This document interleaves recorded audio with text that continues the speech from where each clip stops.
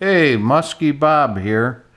I've seen some people asking questions about these Spectrum, like the DX8, the Gen 1. A lot of people buy these little carbon cubs, the S2, the S Plus. This is the S Plus.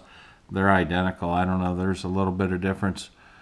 And then they want to add that flap kit, so they need to change radios. And so they get away from the ready to fly radio that came with it. They want to go out and they want to buy a Spectrum radio. I kind of got the wrong radio, really, because I bought this DX8 off of eBay, and then I figured out it was a Gen 1. And then the Gen 1, you find out, okay, well, I think like the antenna is kind of, you got to be real careful with the antenna. I've already broke one. I think the other style is a little bit different or rigid, whatever. So you find out, okay, I got the Gen 1, and then there's not a lot of information. You go into like Horizon Hobby, and they kind of leave out the Gen 1 radios, the DX7, the DX8, and then people get, probably like I do, they get all kind of wigged out on how do I bind it? How do I set up the flaps? So I thought, well, I'll try it. I'll give it a shot. Let's see. So let me tip this up. So I guess the first thing we'll do is we'll select this radio. Hopefully you can see this good. The new cub. The first thing you do, so you got to bind this thing. So you set up the model select and the model type and the model name. You want to name it, the wing type. Switch select is the important part. Go to switch select and try to match this screen. So the flap channel is, or the flap function is going to be on the aux2 channel, and your F mode, meaning like your safe switch, that 3-position switch, is going to be in the gear channel. So you want it to match this and then bind the aircraft. Once you get the binding done, then and you have the flap kit installed, that's when you want to go to your main screen, and what you're going to do is see now the aux2 channel is going to drive those flaps. So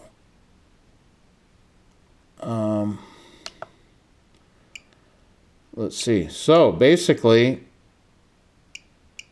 you'll have your servo set up, right? And, you know, that's another video, I guess. You know, you're going to have your throttle and all that. You're going to set up your travels, and not a whole lot to it, really. Let's go to the flap setup, because that's what this video is all about. You have your expos and your throws. That's another video. That's no big deal. You can get that information everywhere. What I'm interested in showing you is the flap system. Now the flap system is ran off, it's the aux2 channel.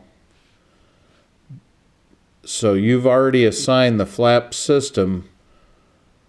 Even though it's on the aux2 channel, you're using the flap switch on your radio. And here's where I set it in. They said, I think, mid travels 12%,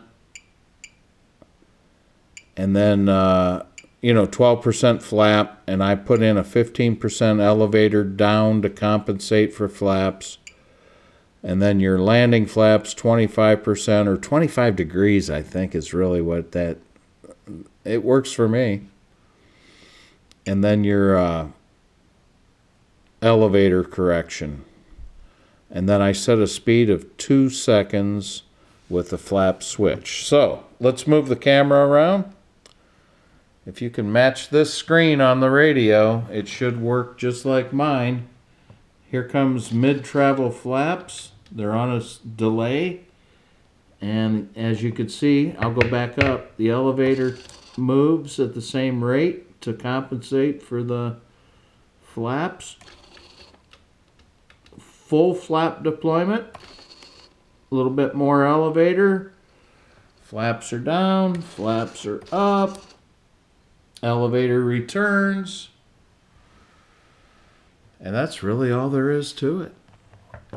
If anybody has any trouble just setting up like your expos or anything like that, these old gen radios don't get a lot of coverage from Horizon Hobby. And whenever there's something new, like say you buy, I got into buying some like bind and fly aircraft or PNP, the plug and play, where you're buying an airplane, you got to pick out your own receiver. You run into all kinds of compatibility issues. And hey, if anyone has any extra questions, put them in the comments and I'll see if I can help you out. So I got a couple other airplanes. I got the, what's that over there? The Turbo Timber. That's set up just fine with this radio. And then I bought the Tundra V2, and I had to pick out my own radio receiver for that, kind of figure that out. I had a couple headaches with that. And now I'm setting up my my little cubby with flaps. I'm excited. Of course, we have horrible weather, so if I do get out flying, I'll be flying off floats for a while. We got a lot of snow. Okay, well, hey, that wraps up the Gen 1. Hope you people out there, somebody looking for this, finds it. Good luck.